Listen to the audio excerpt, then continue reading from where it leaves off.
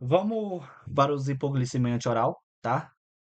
A gente falou só das insulina, tá? São os medicamentos insulínicos. Agora vamos para os medicamentos de ingestão oral, que a insulina é de aplicação subcutânea. Agora nós vamos para a medicação oral. Quais são as famílias? Nós temos várias classes de medicamento. Qual que é o mais utilizado? Tá? Todo mundo conhece, né? A famosa metformina. Tá bom? Então nós temos as classes de medicamento: biguanina, sulfonilureias, glinidas, inibidor de DDP4, análogo de GLP-1, tá? Cada um tem sua característica. Mas vamos começar, vamos simplificar um pouco. A metformina, deixa eu pegar aqui, não, apontador laser, caneta. A metformina, que é da família biguanina, e a tiazidinediona, que é a pioglitazona, o principal medicamento que representa essa classe é a pioglitazona.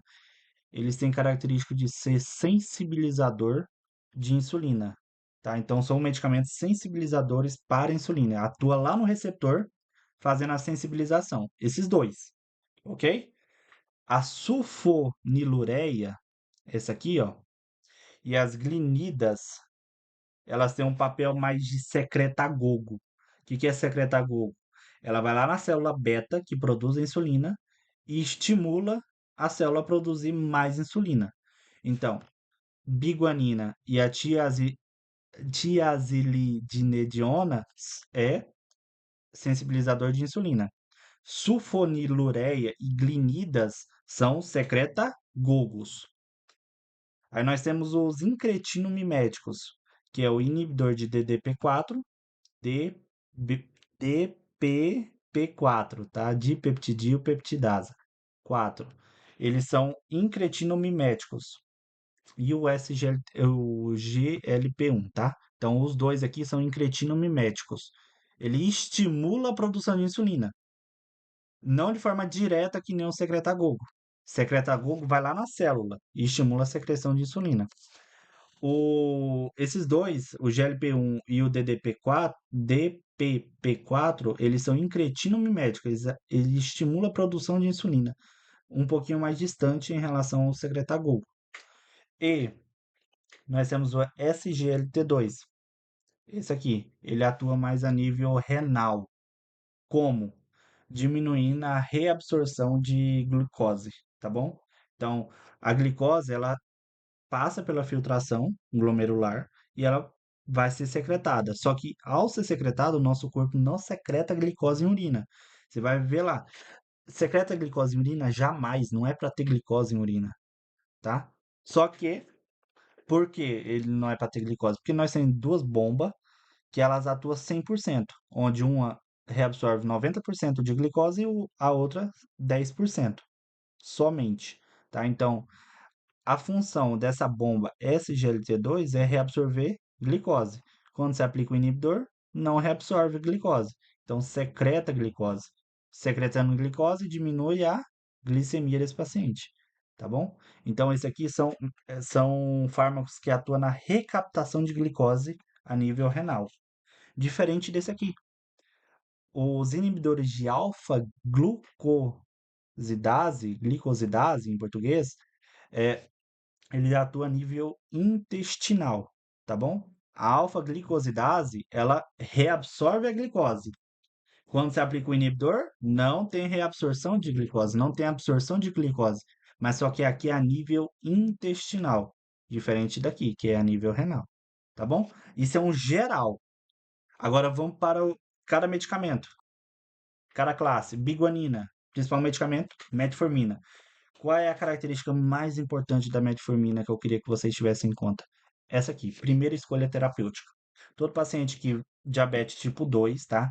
Lembrar que esses medicamentos é para diabético tipo 2.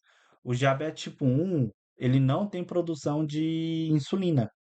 Então, você tem que aplicar insulina, não sensibilizadores de glicose, jamais, tá? De receptor para insulina. Então, você tem que começar para o diabetes tipo 2, principalmente os hipoglicemiantes orais. Primeira coisa que você inicia para diabetes tipo 2 é os hipoglicemiantes oral. Se ele apresenta aquelas características que eu citei na última aula, de quadro de cetoacidose, quadro de catabolismo, a gente começa com a insulina e depois passa para os hipoglicemia antioral.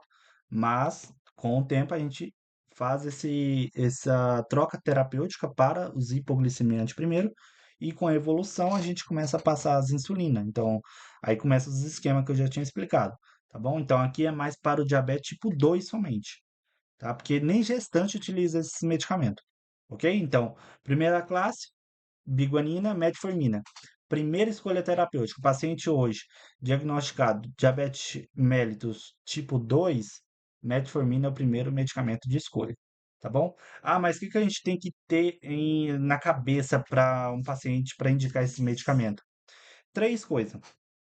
O paciente quer perder peso, o paciente ah, quer melhorar o seu perfil lipídico, porque muitas vezes o diabetes tipo 2 é aquele paciente mais fortinho, mais gordinho, paciente mais velho, tá? Então ele quer perder peso, esse paciente ele quer melhorar os seus lipídios a nível do organismo, esse paciente quer reduzir a sua hemoglobina glicada, que é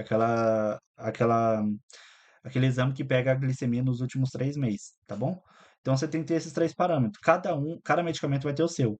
E a metformina é o melhor, tá bom? Então ela reduz muito bem a hemoglobina glicada, ela tem pouco efeito adverso, tá bom? Então ela tem menos chance de levar o paciente a apresentar hipoglicemia. E é um dos medicamentos mais acessíveis, tá bom? Em relação aos outros, tá bom? Tem reação adversa? Tem. Distensão abdominal, cólica, diarreia, quase todos vai ter essa mesma apresentação de reação adversa. Mas também pode causar acidose lática, alteração do paladar, aquele gosto metálico na boca, você pode perguntar para o paciente, né? Principalmente quando ele fica um tempo sem comer, ele vai ter aquela sensação que parece estar com gosto de metal na boca. E deficiência de vitamina B12. A metformina é essa, da família biguanina, é um sensibilizador de insulina e é a primeira escolha terapêutica para o paciente diabético mellitus tipo 2. Nós temos a tiazolidinedionas. O medicamento mais indicado dessa classe é a pioglitazona, tá? Ele e a metformina são sensibilizadores de receptor de insulina, tá bom? Então, tem suas características de reduzir hemoglobina glicada, de perder peso, tá? Mas tem as suas reações adversas acaba dificultando a indicação para certos pacientes. Exemplo, ele tem um aumento na reabsorção de sódio e água, tá? Então ele aumenta essa reabsorção de sódio e água. Qual é o problema dessa reabsorção de sódio e água? No paciente com insuficiência cardíaca, tá bom? Então, quando você tem sódio sendo reabsorvido em maior quantidade, a água vem junto. Excesso de água aumenta a volemia. O paciente com insuficiência cardíaca, ele já tem excesso de líquido. Aí você dá um medicamento, você indica um medicamento que ele reabsorve mais líquido ainda, não vai ser muito adequado para esse paciente. Então, reação adversa, essa retenção hídrica, né? E paciente com insuficiência cardíaca tem certo risco. Risco de fratura em ossos, principalmente ossos largos. Então, paciente idoso, você não indica pioglitazona. É melhor deixar de lado, tá bom? Ele tem um papel muito importante em aumentar, em reduzir os triglicéridos, tá? Em relação à metformina. Metformina tem pouca redução de triglicéridos, a pioglitazona tem muita redução de triglicéridos, tá bom? Então, aquele paciente obeso, gordinho, que tem esse excesso de lipídio, pioglitazona é um pouco melhor que a metformina, apesar da metformina ser o primeiro medicamento de indicação, tá bom? Então, pioglitazona e metformina são sensibilizadores de insulina. Metformina, primeira escolha terapêutica. Pioglitazona tem excesso de reações adversas, tá? Então, metformina tem pouca reação adversa. Por isso, ela é o primeiro medicamento para indicar. Aí nós vamos para os secretagogo, que eu falei. Ei, Matheus, Oi, deixa eu te perguntar. A minha avó ela tem diabetes tipo 2, né? Só que geralmente, toda vez que ela faz exame, os valores estão normais. Isso é por causa dos remédios que ela toma todo dia? depende do medicamento que ela toma. ela toma o meu pai mesmo, meu pai toma metformina e a glibenclamida. Meu pai toma Uhum, esses 2 medicamentos, que é um é sensibilizador de insulina, que é a metformina, e a sim. glibenclamida estimula a produção de insulina na célula. Uhum, Já é 2 classes diferentes, tá? E a característica mais esperada é baixar a hemoglobina glicada no meu pai, do pois é. nível sérico do Aí meu pai. esses tempos ela estava até, tipo, passando um pouco mal, porque estava baixando muito, sabe? Tá baixa então tem uma associação de medicamento que está levando ela a ter uma produção excessiva de insulina e com isso tá diminuindo a glicose no sangue em excesso, tá levando a ter quadro de hipoglicemia. Tem que rever o tratamento. Porque às vezes você passa um tratamento e mantém muitos anos. Não, você tem que fazer um retorno com esse paciente. Cada 3, 6 meses tem que fazer um retorno com o paciente diabético. Tá? Exemplo, meu pai faz a cada 3 meses. Ele começou só com a metformina. Só que a diabetes dele Uhum, estava muito alta, muito alta. A doutora foi e associou com a glibenclamida. Então, você tem um sim. medicamento que sensibiliza o receptor. Então, a insulina se liga mais facilmente ao receptor. Coloca a glicose lá dentro. Beleza. Só que ainda não estava resolvendo.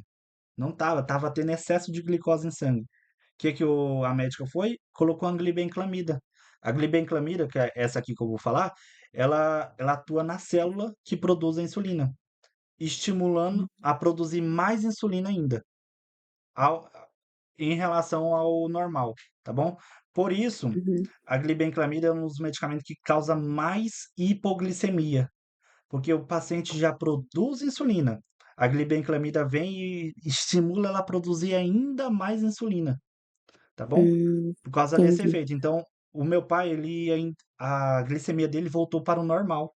Só que não está apresentando quadro de hipoglicemia ainda.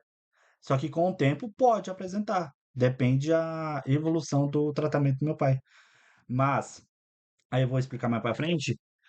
Se tem a associação de 2 medicamentos, muitas vezes o terceiro medicamento é a insulina, tá? Dentro do tratamento do paciente diabético tipo 2, tá bom? Então, é conhecer a classe do medicamento e a função dele. Por quê? Não sei qual é o medicamento da sua avó, né, Emily? Eu também não sei qual é não. Então, é importante saber qual é o tipo de medicamento para saber a função dele. Meu pai é Hum, uma metformina, sensibilizador, e a glibenclamida, que é um estimulador da produção de insulina, que é um secretagogo, tá bom? Essa é a função do secretagogo, é estimular a produção de insulina, ainda mais do que o normal, tá bom? Então, a chance dele ter hipoglicemia é muito maior, tá bom? Por causa desse excesso de insulina em sangue. Essa é a principal diferença dos outros medicamentos. É o que mais tem chance de causar hipoglicemia no paciente, tá bom? Redução de glicemia em jejum, hemoglobina glicada é o esperado para todos os medicamentos, só que cada um tem a sua característica, tá bom? Ele tem a maior potência na redução da hemoglobina glicada em relação aos outros, tá? Por causa desse excesso de produção de insulina durante um certo tempo. E a reação adversa principal é a hipoglicemia, tá bom? Então, é o mais característico desse medicamento, é a hipoglicemia, diferente de todos os outros. Então, se você tem um paciente que já faz uso da metformina e você indica uma glibenclamida e ele já começa a apresentar hipoglicemia, você troca esse medicamento, tá? Porque é ele que está fazendo o paciente apresentar hipoglicemia. Ele produz um excesso de insulina em relação ao que necessita, tá bom? Então esse é o secretagogo, é a sulfonilureias, tá bom? A glibenclamida, o principal representante. Drogas incretinamiméticas. Ela é um pouquinho distante em relação ao secretagogo. Por quê? Nós temos dois, o GLP-1 e o DDP4. DPP4, perdão. O GLP-1 estimula diretamente a liberação de insulina e a liberação de glucagon. Ele inibe essa liberação de glucagon. Então, se você tem insulina, você pega a glicose e coloca na célula. E inibe o glucagon. O glucagon tem a função contrária à insulina, né? O GLP-1 atua diretamente. DPP4, ela inativa GLP-1. não deixando realizar esse efeito. Só que aí temos o quê? Os agonistas de GLP-1. Agonista faz um papel principal, assim, estimular. Então, estimula GLP-1. O GLP-1 faz esse papel aqui. O DPP4 é uma enzima que ela inativa o GLP-1, então não deixa realizar isso aqui. Aí você precisa aplicar um inibidor de DPP4, tá bom? Então, os inibidor de DPP4 bloqueia a enzima, deixando o GLP-1 trabalhar. Essa a farmacodinâmica desses dois medicamentos, dessas duas classes de medicamento. GLP-1 estimula a produção de insulina e inibe de glucagon. Você aplica um agonista de GLP-1, liraglutida, semaglutidas. DPP4, ela inativa GLP-1. Então, você precisa de GLP-1 para produzir insulina. Você vai fazer o quê? Tem que manter GLP-1. Ou você aplica um agonista, ou você bloqueia essa enzima. Bloqueia como? Aplicando um inibidor de DPP4, tá bom? Então, essas são as drogas incretinomiméticas. Quais são? Os análogos a GLP-1, né? Lembra que o GLP-1 estimula a produção de insulina? Quais são os medicamentos? Liraglutida, exenatida, lixenatida, são vários, semaglutidas. E eles têm uma característica muito importante. São todos de via, todos exceto, tá? Todos subcutâneo, exceto semaglutida. Semaglutida é por via oral, tá? Então tem em forma de comprimido. E esse medicamento é o famoso Ozempic. Não sei se vocês já ouviram falar. Tem os Ozempic, tá? Então aqui, ó, eu trouxe aqui para vocês. A semaglutida é um análogo de GLP-1, tá? Mais conhecido pelo nome comercial Ozempic. A liraglutida também é um análogo de GLP-1. Qual é a característica deles?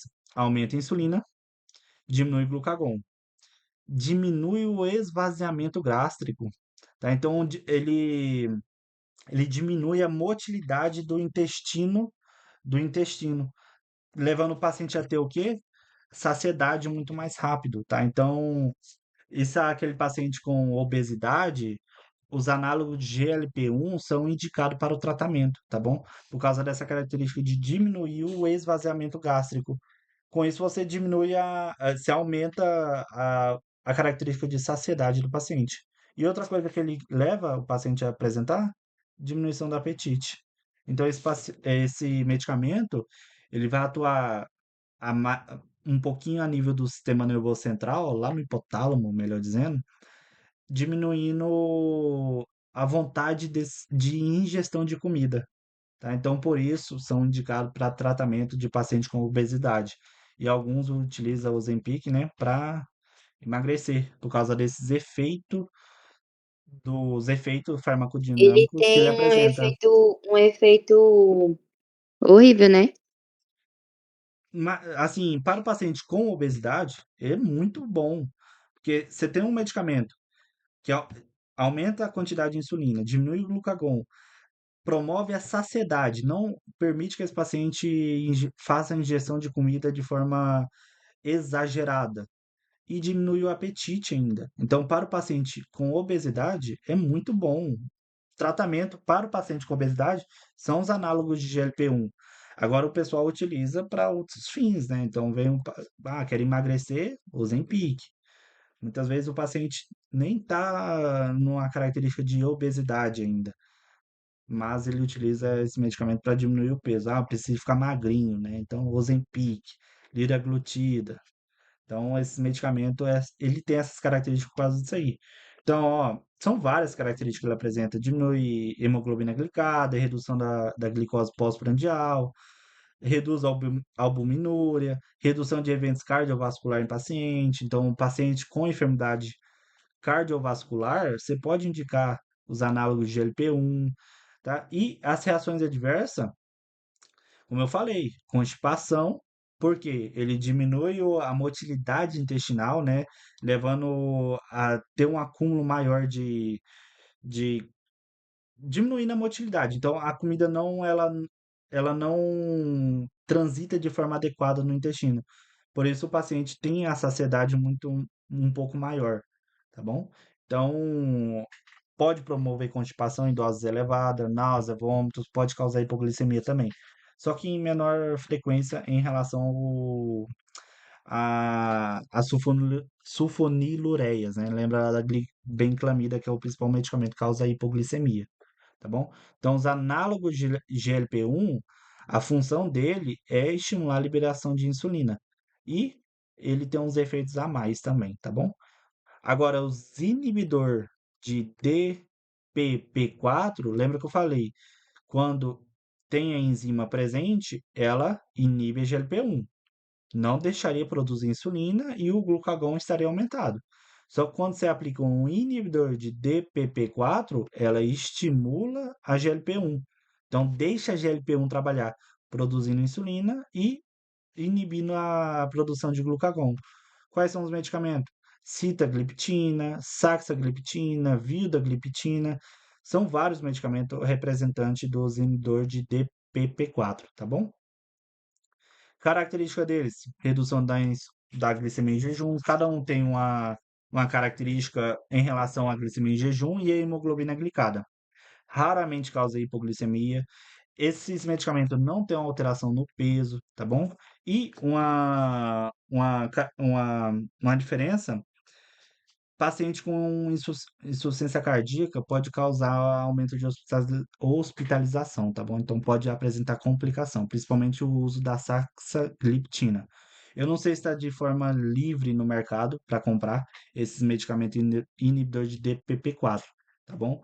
Mas são medicamentos seguros, mas apresentam algumas reações adversas que são um pouco cômodas para indicar para certos pacientes, ok?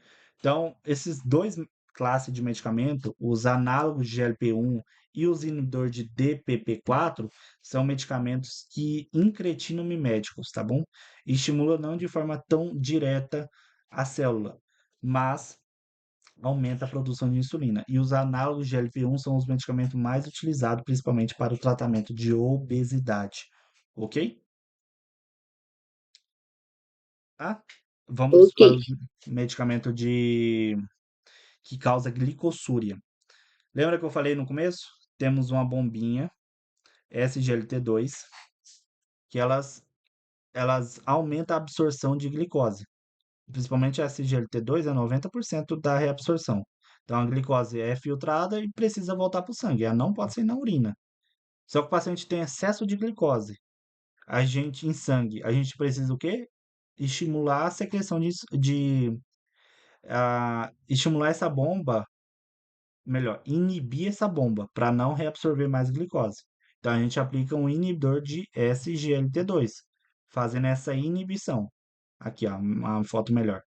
SGLT2 reabsorve glicose. Quando você aplica o inibidor, você inibe ela, fazendo com que a glicose vá para a urina, tá bom? Isso pode causar até algumas reações adversas um pouco cômodas para o paciente, ok? E outra coisa muito importante: inibidor de SGLT2, ela reabsorve também o sódio. Então, aquele paciente com quadro de enfermidade cardiovascular, insuficiência cardíaca, onde tem um excesso de volemia já presente em sangue, a gente utilizar um inibidor de SGLT2, a gente inibe a reabsorção de sódio também. Então, se sódio não se reabsorve, ele vai ser secretado, a água acompanha também. Então, paciente com insuficiência cardíaca pode se indicar um SGLT2, tá? Um inibidor de SGLT2, porque ele vai inibir a reabsorção de sódio. Inibindo a reabsorção de sódio, a água vai junto, vai ser secretada. Só que a glicose também vai junto. Então, o paciente pode apresentar o quê? Candidíase, infecções do trato urinário, tá bom? Por causa que a glicose é o principal alimento das bactérias. Então, se você tem urina com excesso de glicose, a gente tem o quê? Uma proliferação um pouco maior de bactérias, levando esse paciente a apresentar infecções do trato urinário, tá bom? Tem suas características, tá? Cada um tem a sua. E como já citei, menor hospitalização por insuficiência cardíaca por causa da bombinha acabar sendo inibida pelo sódio também. Então, o sódio Adeus. vai junto também. Oi. Ah, pode dar infecção urinária de repetição, né? Aham. Minha avó tem direto também. Tem que ver a classe de medicamento que ela utiliza, tá? Para saber qual que é mesmo. Esse medicamento, o inibidor de SGLT2, ele inibe a bomba, a glicose vai para a urina. Maior risco de infecções do trato urinário, ok? Agora, lembra que eu falei que essa parte aqui é na reabsorção renal. Agora vamos para a absorção intestinal. Então, os inibidores de alfa-glicosidase. A alfa-glicosidase ele tem um papel na absorção de carboidrato a nível intestinal. Qual é o problema? Quando você aplica o inibidor de alfa-glicosidase, você inibe a absorção intestinal de glicose, tá? Então, você consome lá uma mandioca, ela vai passar pelo processo de digestão até ela chegar em monossacárido. Monossacárido é a menor molécula de um carboidrato. Então, é monossacárido que vai ser absorvido. A alfa-glicosidase reabsorve, faz essa absorção de carboidrato. Quando você aplica o inibidor, não se reabsorve. Então, o que vai acontecer? A ingestão daquele alimento transformou em certa molécula que era para ser reabsorvida e vai acabar sendo secretada. Pode causar efeitos colaterais? Você tem excesso de glicose no intestino, bactéria ama a glicose, vai comer, pode causar o quê? Flatulência, diarreia, distensão abdominal, má absorção intestinal. Então, o paciente pode apresentar todas essas características é, clínicas, tá bom? Por causa desse excesso de glicose a nível intestinal, ok? Tem suas características, redução de peso, melhora do perfil lipídico, redução de eventos cardiovasculares, também tem. Então, a diferença das outras classes é só o local que ele atua, tá bom? Então, a carbose, que é o principal medicamento representante dessa classe, ele atua mais a nível intestinal, diminuindo a reabsorção. O inibidor de SGLT2 a nível renal, tá bom? Então, cada classe de medicamento tem o seu local de atuação, ok? Aqui eu coloquei o protocolo para indicação, né, dos medicamentos hipoglicemiante oral para depois para passar para insulina. De forma simples e resumida, resumir toda essa tabela, a gente vai utilizar como terapia inicial, o paciente veio para você, diabético, a característica clínica de um paciente diabético tipo 2, com laboratório, a hemoglobina glicada e a glicemia em jejum, a gente diagnosticou. Qual é o medicamento inicial? Metformina. Ó, aqui tá, metformina. Agora, esse paciente faz uso de metformina, mas ele tem problemas cardiovascular, a gente indica um medicamento a mais. Então, a gente utiliza metformina, mas um medicamento que diminui o risco cardiovascular, tá? Então, metformina mais um GLP-1, um análogo de GLP-1, ou até mesmo um inibidor de SGLT2. São medicamentos que diminuem o risco cardiovascular, mas tem que ter a metformina ou associado com outro medicamento, que isso aí seria uma terapia dupla, caso seja indicado para o paciente com risco cardiovascular. Agora vem um paciente com característica de ele está apresentando hipoglicemia. Qual o principal medicamento que a gente não indica para o paciente que apresenta hipoglicemia? Lembra da pioglitazona, né? Perdão, da glibenclamida, a gente já não indica, tá bom? A glibenclamida a gente já não indica para o paciente que tem quadro de hipoglicemia. Então, metformina mais outro medicamento. Qual? Pode ser um ICSGLT2, pode ser um inibidor da DPP4, pode ser qualquer outra classe, menos a glibenclamida. Então, metformina, exceto a glibenclamida, porque a glibenclamida tem um fator de risco de causar hipoglicemia no paciente, ok? Ah, mas o paciente tem alteração na função renal. Então, a gente passa de um medicamento a metformina, mas um medicamento que não tem tanta alteração a nível renal, tá bom? Então, que ele não atua a nível renal, ok? O paciente está em terapia dupla, com uma metformina mais um inibidor de SGLT2 ou mais um análogo de GLP-1, O próximo medicamento, praticamente o próximo medicamento que a gente vai indicar, já é um esquema bad time, tá bom? Muitas vezes tem médico que indica até terapia tripla, tá bom? Mas muitas vezes é metformina mais um inibidor de SGLT2 ou um análogo de GLP-1 ou uma glibenclamida, mas o terceiro medicamento já é uma insulina, tá bom? O- Aí já começa o bad time praticamente, ou outro esquema, tá bom? Então, metformina, pode fazer terapia dupla? Pode. Tem que avaliar a clínica desse paciente. Se tem fator de risco, se a hemoglobina glicada dele está muito alterada. Não está tão alterada, mas ele necessita, por causa do fator de risco dele, de uma terapia dupla, faz a terapia dupla. Não melhorou, não teve um controle da glicemia desse paciente, terapia tripla com uma insulina, tá bom? Então, a terapia baseada na insulina deve ser indicada, deve ser recomendada como a terceira opção para o medicamento, tá bom? É parecido com aquele processo da hipertensão. Lembra que eu falei monoterapia, terapia dupla, terapia tripla, terapia com 4 medicamentos, né, que é a espironolactona, aqui seria mais ou menos parecido. E o terceiro, muitas vezes, é a insulina, tá bom?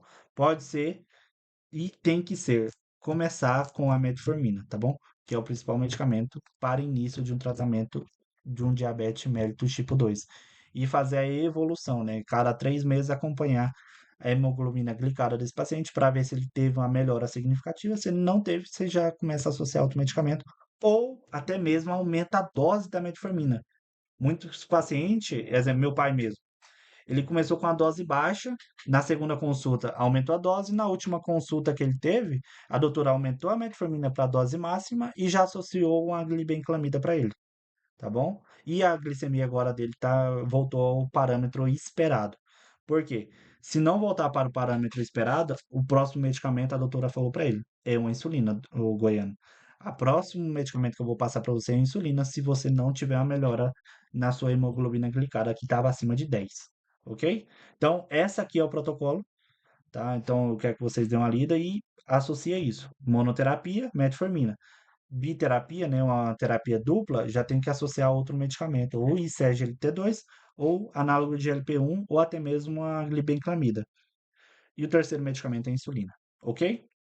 Aqui eu coloquei de outra forma, tá bom? Ok. Mas é isso. Tá bom? Hoje foi um pouquinho mais largo, acho que por causa do caso clínico, mas essa parte de hipoglicemia antioral é somente isso, ok?